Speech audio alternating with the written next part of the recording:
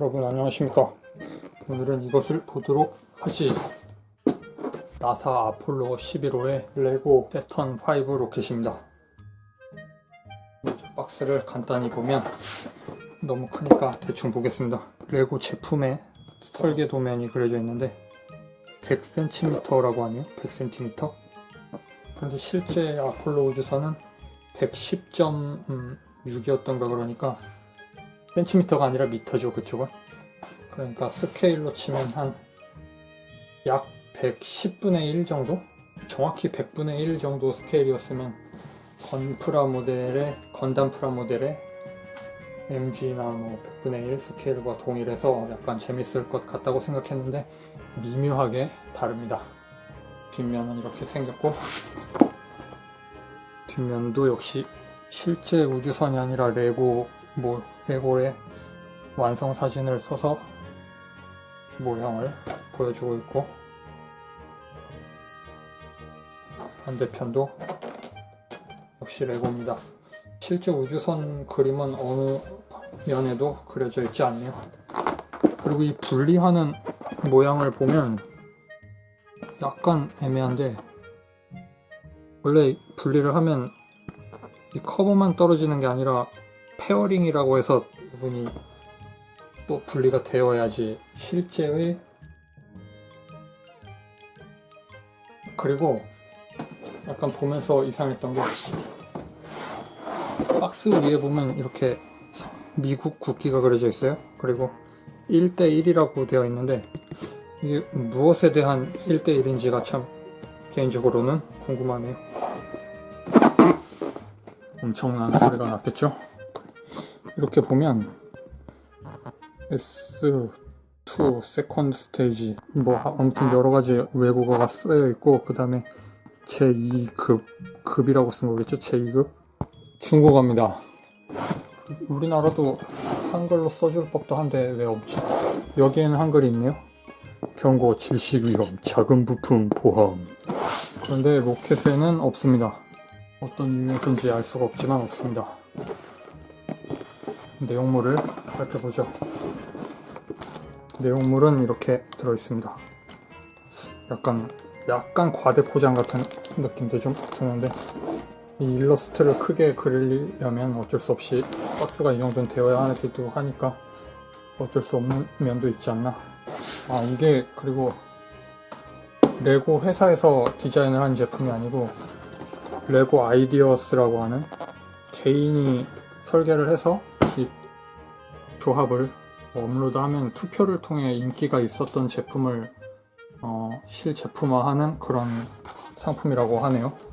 어느 정도 그 본래 설계와는 다른 어레인지가 되어 있지만 또 이 기본적인 설계라든가 이 제품이 실제로 이렇게 거대한 괴물 같은 제품이 되는 데는 이 레고를 직접 조합하신 어떤 분의 노력이 큰 역할을 했다고 볼 수 있겠습니다. 봉투에서 꺼낸 매뉴얼입니다. 매뉴얼이 상당히 두껍습니다.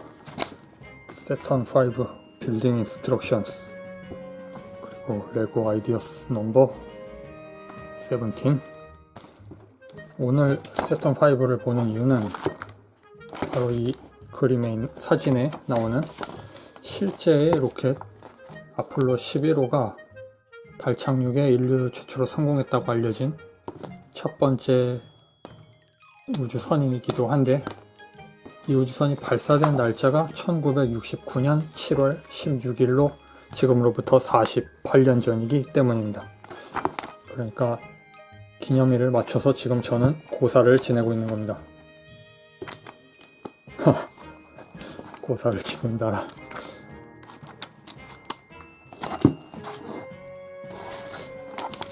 (1969년 7월 16일에) 발사된 아폴로 로켓이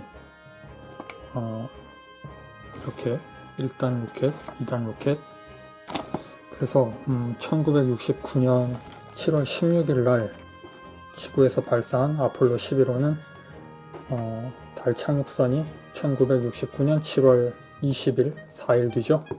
달에 착륙을 하고 달 탐사를 마친 뒤 달을 출발해서 지구에 다시 귀환에 성공한 것이 7월 24일이라고 해요. 그러니까 지구에서 달까지 4일, 달에서 지구까지 4일이 걸린다고 합니다.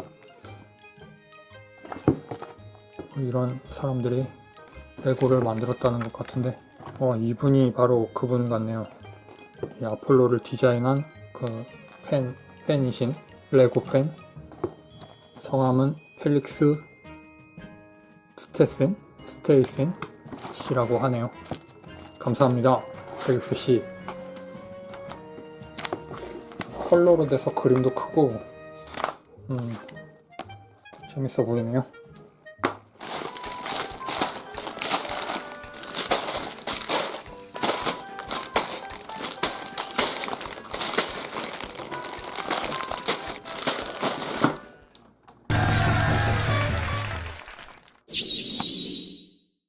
부품이 굉장히 많습니다. 당초 계획은 실제로 아폴로 로켓이라고 하면 괜찮나요? 발사와 달 착륙 일정에 맞춰서 16일 오늘부터 24일까지는 조립을 완전히 끝내려고 생각을 하고 있었는데 아무래도 좀 힘들 것 같습니다. 그리고 이 엄청난 양의 부품 수는 전부 합해서 1969개로 아폴로 11호의 발사 연도와 맞춰서 제작을 했다는 것 같습니다. 가장 처음에 조립을 하게 될 1번 봉투만 해도 부품이 이렇게 많이 들어있네요.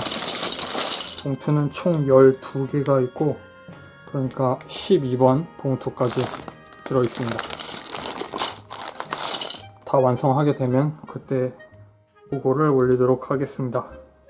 그래서 뜬금없지만 오늘의 추천 도서는 나사 그리고 거짓의 역사라는 책입니다. 책이 두껍긴 한데 아폴로 우주선 매뉴얼보다 훨씬 두꺼운 책이죠. 뭔가 나사의 엄청난 업적을 축하하는 이런 제품을 두고 갑자기 이런 뜬금없는 책을 꺼낸 느낌도 있지만 재밌는 책이니까 뜬금없이 추천을 해볼게요. 그러니까 나사가 여러가지, 잠깐 무슨 고사 이야기도 했는데 이집트 신화와 관련된 뭐 이런 날짜에 맞춰서 종교적인 뭐 그런 분위기를 풍기는 우주 개발 계획을 진행하고 있는 그런 정황이나 아니면 달에 있는 무엇인지 정확히 판별할 수 없는, 그러니까 지질학적으로 설명이 되지 않는 형태의 지형 같은 것에 대해서 이 리처드 C 호글랜드 박사라는 사람이 지적을 해왔던 자신의 그 경험에 대한 책을 이렇게 모아서 놓은 책입니다. 제가 이걸 읽은 지가 좀 돼서 내용에 대해서 정확히 기억을 하지 못하기 때문에 즐거운 설명을 할 수 없는 부분이 약간 아쉬운데, 달만이 아니라 화성에 대해서도 약간 언급을 했다는 생각이 좀 드는데 정확히 기억은 안 나네요. 한번 목차를 살펴볼까요? 화성에 대해서도 있네요. 제10장 화성 저리와 정보 조작, 제11장 생명과 물의 흔적, 제12장 신들이 잠드는 곳. 이렇게 해서 약간 음모론 같은 느낌이 들지만 그렇게까지 그 비과학적인 그런 이야기만 해놓은 게 아니라 어디까지나 어떤 연구자의 관점에서 이건 좀 이상하지 않느냐, 이건 설명이 필요하지 않느냐, 뭐 이런 이야기를 하고 있는 뭐 그런 책이니까. 이거 멋지게 써놨습니다. 다크 미션 The Secret History of NASA. 와. 그러니까 세턴 5 로켓도 이건 아직 제가 조립 완성을 해보질 않았기 때문에 성급히 말씀드리기엔 좀 부적절한 면이 있을 수도 있지만, 세턴 5 로켓 굉장히 기념비적인 레고 제품이고 좋은 선물도 될 수 있을 것 같고요. 스케일도 거의 1:100 스케일 정도로 1m에 가까운 이런 탑을 집에 세우는 이 즐거움이라는 게 있을 것 같아요. 그러니까 기회가 되시는 분들은 한번 적극적으로 도입을 검토해 보시고 책도 관심이 생기신 분들은 정보를 검색해 보시고 읽어 보시면 좋을 것 같습니다. 오늘은 여기까지 하죠. 굿바이.